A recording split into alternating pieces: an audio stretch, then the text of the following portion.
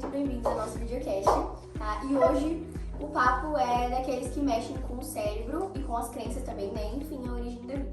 Né? A gente vai navegar entre dois mundos hoje, que é a teoria da evolução e a visão criacionista. E sem tretar, sem polêmica barata, só insider, de valor, visão estratégica e mente aberta. Sim, a ideia aqui é trazer clareza. A gente quer explicar o que a ciência diz e o que as tradições religiosas apresentam. E, claro, com essas duas perspectivas podem conversar sem ninguém sair machucado, brigado ou algo do tipo. Então, já prepara o mindset, porque hoje o episódio vem com densidade teórica, cultura e até um pouquinho de filosofia. Sim, então bora tirar esse projeto do papel, né, e entregar o melhor videocast desse mundo. Não, você podia aqui trazer pra gente, né, sobre o que é evolução biológica, pra começar esse assunto? Claro, sobre. Para a gente abrir essa pauta científica, a evolução biológica é o processo no qual as espécies mudam ao longo do tempo. Isso não acontece do dia para a noite, tá? São pequenas mudanças, gerações por gerações, e que vão moldando características e criando diversidade. E é literalmente um upgrade da natureza. Eu vou falar um pouco sobre Darwin, né, a origem das espécies. E aí entra aquele ícone, né, que é o Charles Darwin, né, em 1859 ele publica, né, a origem das espécies.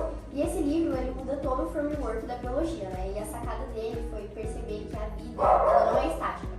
E as espécies, elas se transformam, se adaptam e competem também. E o ambiente, ele é um filtro contínuo, né? E a ideia de evolução, ela já existia, mas Darwin trouxe o motor do processo, né? Que é a seleção natural. Você pode falar um pouco sobre isso pra gente? A seleção natural é basicamente um processo de triagem natural. Os indivíduos com características mais vantajosas tendem a sobreviver mais e deixam mais descendentes. Então, as características vão passando para os seus próximos descendentes. E, com o tempo, essas características se espalham na população.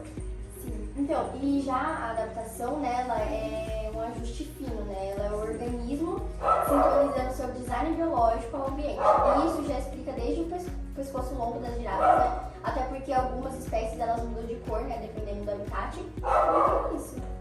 E só também é importante a gente deixar claro que isso não é só a teoria no sentido de achismo, sabe? A evolução é sustentada por muitas evidências sólidas. Sim, e o primeiro, né, os fósseis, né, que eles mostram espécies que existiram antes das atuais e revelam as formas intermediárias também. E depois o DNA, quanto mais próximo das espécies que estão na árvore da vida, mais parecido é o material genético delas. Sim, e tem também a anatomia comparada, né? Que estruturas parecidas em organismos diferentes e até os registros de evolução em tempo real, como bactérias que se tornam resistentes a antibióticos. E o relatório é robusto. Então, agora eu vou falar um pouco sobre a visão criacionista, né, e a ideia central dela, né. Então agora a gente vai migrar, né, para outro pilar, né, que é o criacionismo. Essa visão, ela defende que o universo e a vida, elas não são fruto do acaso, mas de uma força criadora superior. E não é uma interpretação isolada, né, ela aparece em várias culturas ao redor do mundo, né. E algumas referências religiosas é que no cristianismo, por exemplo, na Bíblia, no primeiro livro, que é o livro de Gênesis, narra a criação do mundo em etapas, então é luz, terra, céu, plantas, animais e depois o ser humano. Mas povos indígenas também têm as suas narrativas, assim como religiões orientais. Então, cada cultura constrói sua explicação simbólica e espiritual. Sim. E também, né, tem as vertentes, né, do criacionismo, né, porque o criacionismo, gente, ele não é monolítico, né, ele tem camadas. E aí a gente tem o criacionismo literal, né, que ele entende o texto sagrado como um relato histórico exato, né. E temos o criacionismo progressivo, que ele acredita na ação divina, mas ele aceita que a criação ocorreu de forma gradual ao longo de milhões de anos, né. E também, né, tem o design inteligente, né, que ele foca nas ideias de que certas estruturas da vida, ela tem complexidade, né, demais para surgirem só por processos naturais.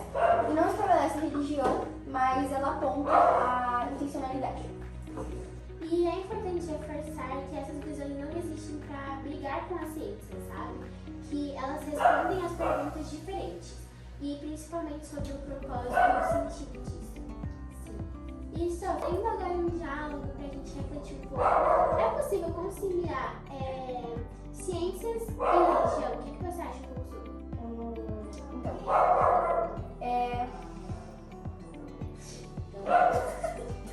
Vou falar de você. Tá. Enfim.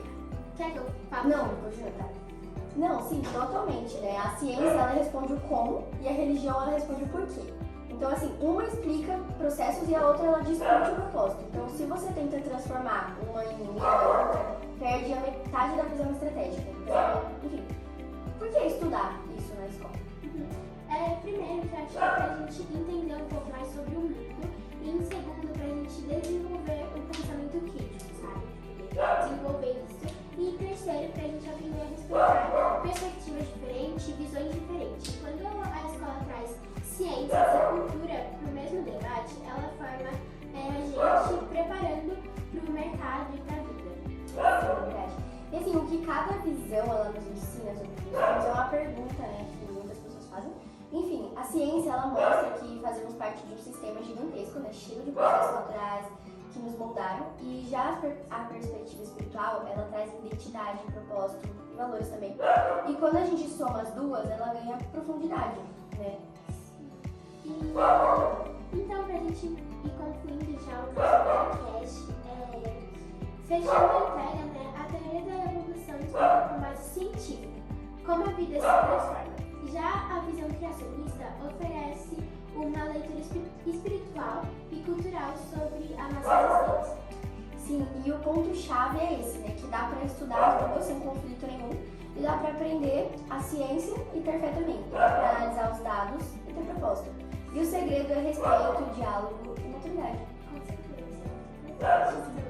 É isso, gente. Obrigada por este nosso JacasCast. Sim.